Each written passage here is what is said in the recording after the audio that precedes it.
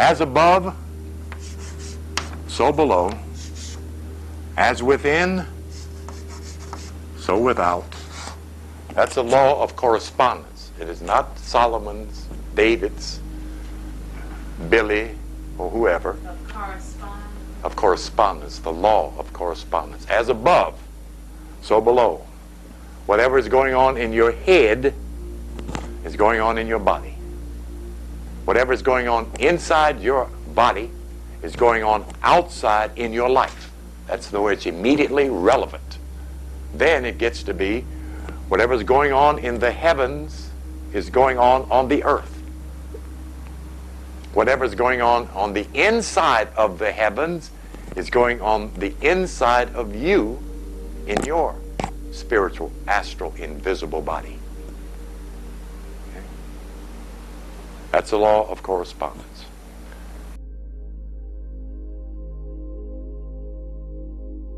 In the realm of advanced scientific inquiry and metaphysical research, the law of correspondence represents a nexus where empirical analysis meets abstract theory.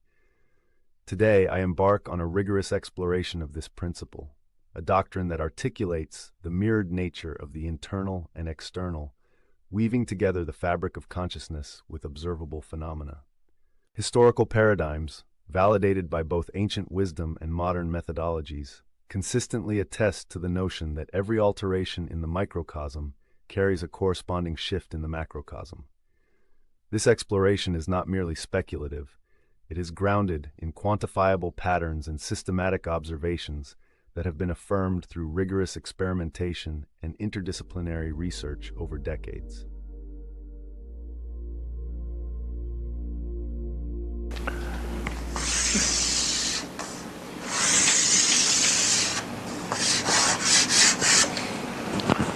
This is Cancer, the moon. I'll do this quickly. The five-pointed star. Cancer, the moon, is the mother. The five-pointed star is the sun. It then coins to mother and son. My son, which is what, young lady?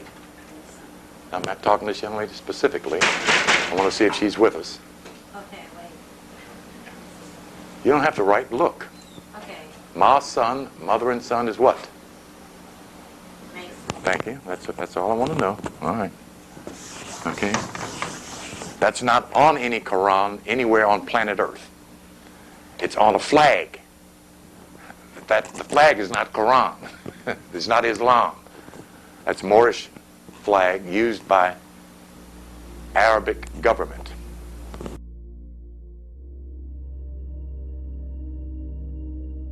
I will examine detailed definitions, historical evolution, technical frameworks, and practical methodologies that illustrate how subtle variations in cognitive or emotional states can produce measurable outcomes in physical reality. My analysis intends to provide insight into both the qualitative and quantitative dimensions of the law, enabling experts to appreciate the underlying dynamics and scientific correlates. Through a methodical narrative, I intend to illuminate the theory by correlating it with numerical analysis, graphical data representations, and empirical results drawn from modern studies in neurophysiology and behavioral economics. Every segment of this discourse has been meticulously planned, ensuring that each argument is supported by robust data and methodical reasoning. In setting the stage for what is to come, it is paramount to acknowledge that this narrative does not shy away from deep technical insights. Instead, it aims to challenge established notions through precision and clarity. Through an integrative approach that respects both tradition and innovation, I will methodically dissect the law of correspondence and reveal its implications for contemporary research. The following analysis is not only an academic exploration, it is an invitation to partake in an intellectual journey where ancient wisdom converges with modern science, providing a holistic understanding of the bridges between inner experiences and external occurrences.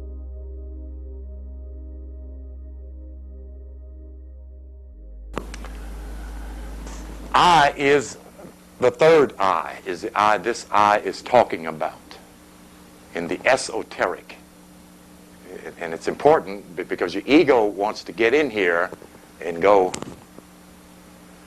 It is me. I am God, and I have... And believe me, it gets in there. There's nothing mythic about that. Self is represented by this grand building in Giza, 3.5 degrees north of the exact center of land mass is where the Pyramid of Giza is found, which is mentioned in Isaiah chapter 19, verse 24. The perfect building is what it represents, and is given in Maxium, the building not made with hands, eternal in the heavens. The body is that building as a representation. This was a temple, not a burial site. Okay? And of course, we know that your body is the temple of the perfect building. All the mathematics on planet Earth has been found and measured and extracted, most of it anyway, from that remarkable piece of architecture. That's the representation of the spiritual self, okay, not the physical self, okay? We're talking symbology here, and we're talking about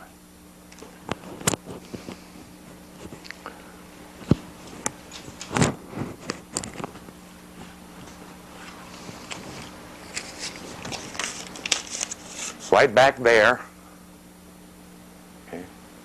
Question is, what is a African building doing on American money with Latin letters on it? It's a question some curious American Negro colored fellow might ask himself. And why is the eye raised above the building is another question one should and could ask oneself.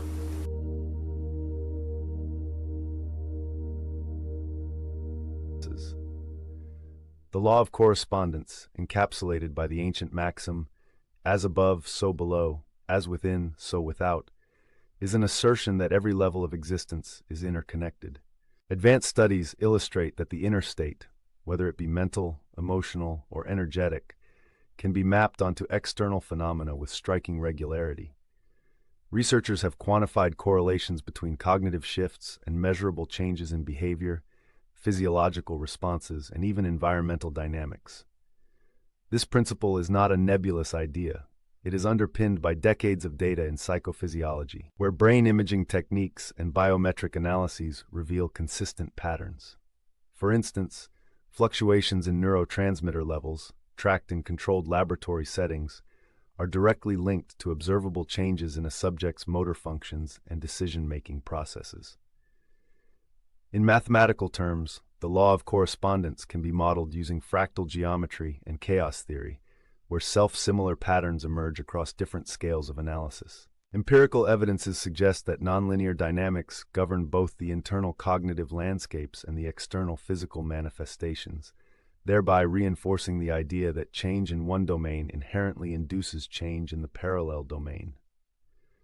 Detailed statistical analyses further confirm that mental clarity, or the lack thereof, produces quantifiable variations in physiological metrics such as heart rate variability and cortisol concentrations. Moreover, energy transfer models in quantum mechanics hint at an interconnectedness that transcends conventional boundaries. In this narrative, I expand on these technical findings to illustrate that every subtle nuance in our internal realms finds its echo in the external world. I discuss studies where meditation practices have been rigorously measured against improvements in cellular health and overall biochemical stability. Thus, the law of correspondence is concurrently a philosophical paradigm and a framework for understanding complex, multi-layered systems. Its implications extend into systems theory and cybernetics, where control loops and feedback mechanisms demonstrate that self-regulation in one domain invariably affects the other. This detailed explanation underscores that the law is inherently both qualitative and quantitative, a bridge between rigorous scientific inquiry and the enduring insights of ancient wisdom.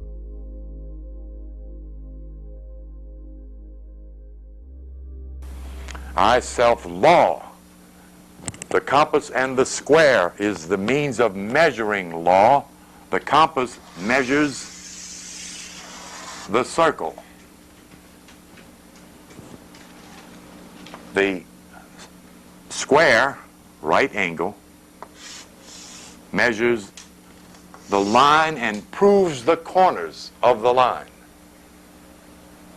In all of the design of creation, there are two things: the circle and the line. That's it. The whole of creation is the circle and the line. There is nothing else. In the architectural design of universe, there is the circle and the line. There is nothing else. Yes, sir. The G represents not God in the theologic sense. A, geometry. G, geometry. Or B, geometry, which is the circling of things. And of course, the Greek word, Greco-Latin, gnosis, which means knowledge, is why the G is in the center of the Masonic insignia of compass and square, that then denotes this particular symbol.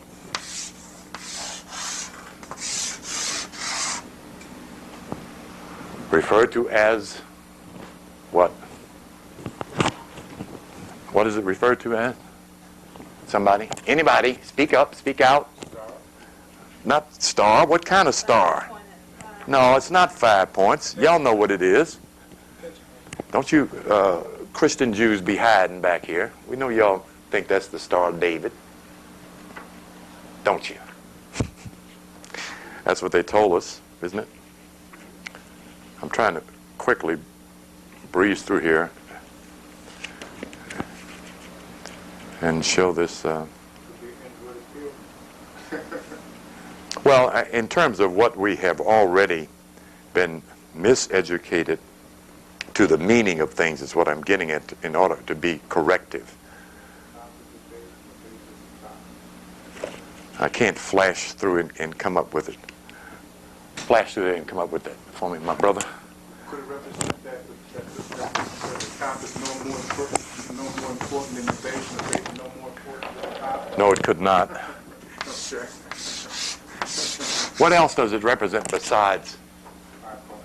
Now, where you've seen it. That's not. How do you get 5 points out of that? She said 5 points. So you're just going to say 5 points? Okay. What else? Where else have you seen this? Here in America, here in Atlanta, here in Georgia. No. Ma'am? Well, we've already underlined the fact of the marshal's badge, the highwayman's badge. And what is he wearing on his head?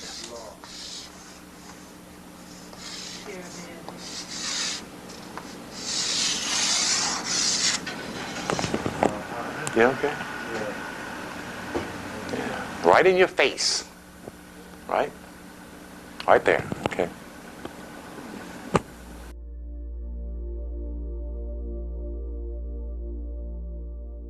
Tracing the lineage of the law of correspondence reveals a storied past deeply embedded in Hermetic thought and refined through centuries of alchemical exploration and Eastern philosophical traditions. Initially articulated by ancient scholars who observed that the universe functions as a series of parallel reflections. The maxim, "as above, so below," was not a mere poetic expression, but a principle supported by early empirical observations.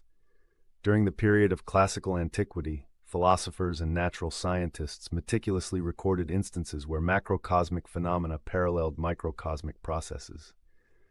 This framework was later adopted by alchemists during the medieval era, who conducted detailed experiments aimed at transmuting base elements, not solely for material gain, but as a symbolic journey of internal evolution. The alchemists maintained that the transformation of lead into gold served as an allegorical reference, indicating that inner purification could lead to the manifestation of higher states of being, a notion that modern systems theory now supports with evidence from self-organization and emergent properties observed in complex systems. In parallel, Eastern traditions, articulated through doctrines concerning chakras, meridians, and nadis, have long posited that energy channels within the body mirror corresponding vibrational fields in nature. These teachings, preserved in texts dating back thousands of years, have been revisited and validated by contemporary studies in biofield science, which have demonstrated that alterations in bioenergetic fields can influence physical and psychological health.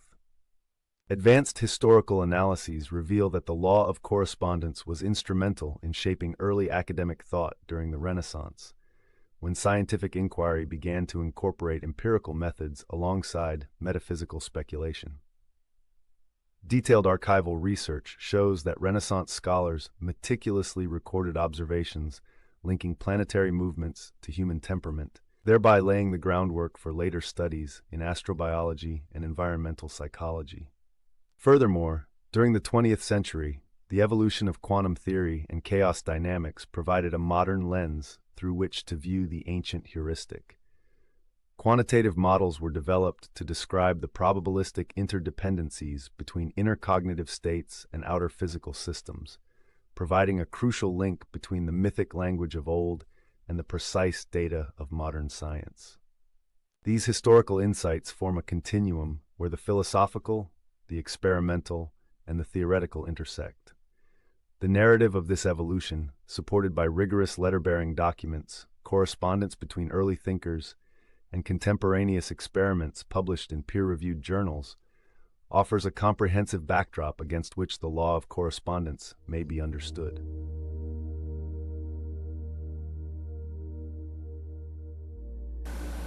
As above, so below. As within, so without. That's the law of correspondence. It is not Solomon's, David's, Billy, or whoever. Of correspondence, the law of correspondence. As above, so below. Whatever is going on in your head is going on in your body. Whatever is going on inside your body is going on outside in your life. That's the way it's immediately relevant. Then it gets to be whatever's going on in the heavens is going on the earth. Whatever's going on the inside of the heavens is going on the inside of you in your spiritual, astral, invisible body. Okay? That's the law of correspondence. You keep that universal principle as you look at things moving in your world to comprehend why, how, you see.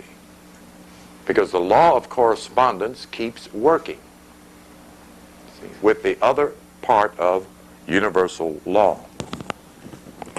Yes, dear. So are you saying, I'm saying, go on. I'm not saying, but if I was thinking that are you able to, are you sort of suggesting that you could affect the heavens?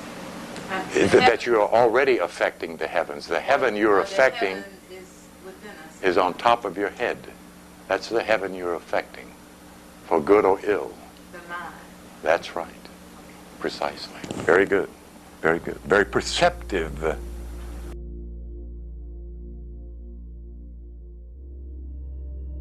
In summing this historical perspective, it is evident that the principle stands not only as a relic of antiquity, but as an evolving construct, continuously refined by the twin pursuits of spiritual insight and scientific verification.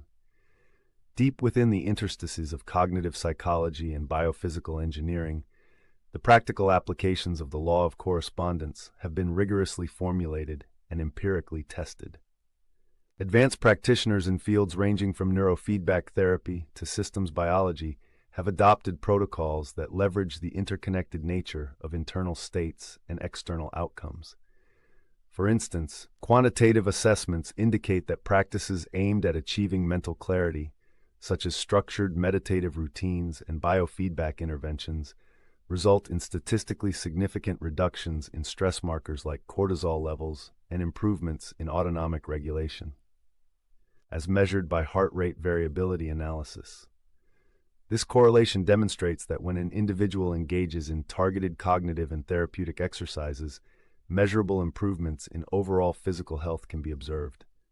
In addition, scientific studies using precise biochemical assays have revealed that the brain's response to focused meditation triggers a cascade of hormonal changes that in turn optimize immune function and cellular repair mechanisms. Through advanced imaging techniques such as fMRI, researchers have mapped the neural pathways activated during states of heightened focus, drawing clear parallels with patterns observed in the external reality of bodily functions.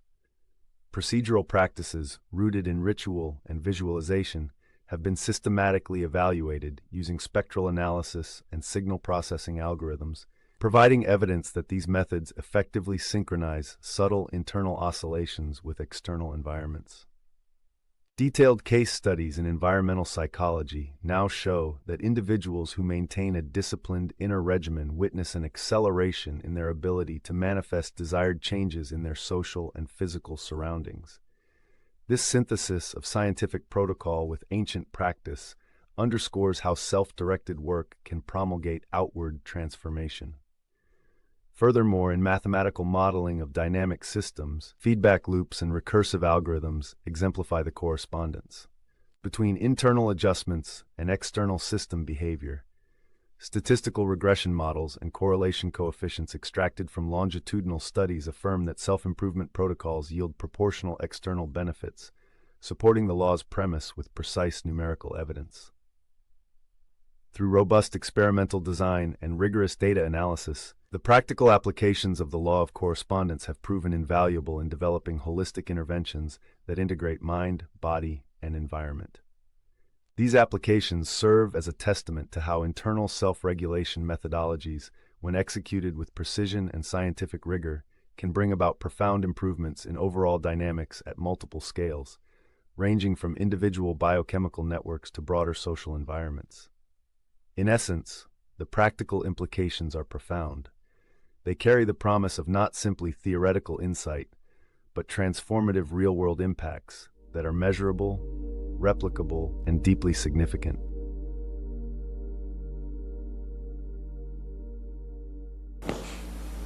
And of course, the circle and the square, which is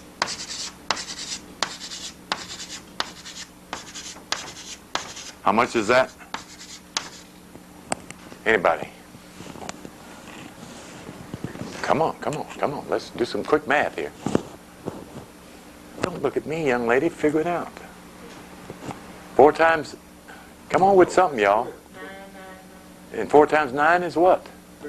Thank you. How many degrees are in this circle? 360. All right. Thank you. And how much is 3 and 6? And how much is 3 and 6? And anybody seeing any correlation here? How many months did it take you to be born? 9. How many numbers are there? How many planets are there? Anybody seeing any correlation? I like to do this stuff. It makes me look like I'm really intelligent. It is so clearly us and nature that when we get to it, it's like an illumination, because it is. Okay?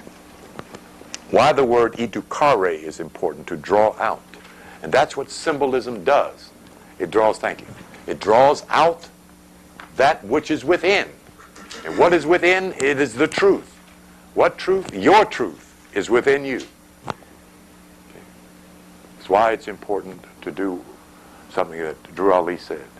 Man, go study thyself. And when you finish studying yourself, go back and study yourself again. That's a very wise statement. This is an Egyptian depiction of this wonderful geometric structure instead of the Star of David and Solomon's seal. Okay, this was a medallion given to the graduate of this auspicious university. the Osirian mystery system, it is now referred to in the Masonic lore.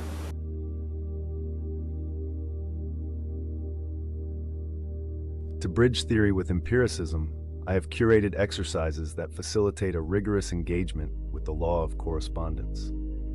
The first exercise, inner-outer mapping, calls for a systematic identification of specific areas of internal disharmony, followed by targeting their external correlates through precise actions. The protocol for this exercise is akin to establishing a controlled experiment wherein an individual systematically documents both quantitative and qualitative readings of their internal state using self-assessment scales and biometric feedback devices.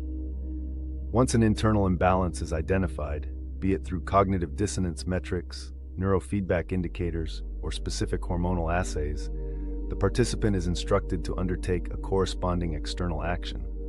This may involve decluttering a physical space using environmental psychology principles, engaging in a focused meditative session calibrated with biofeedback, or implementing conflict resolution strategies grounded in behavioral therapy research. The practice is designed to generate a dataset of internal-external correspondences over time, lending itself to statistical evaluation and correlation analysis.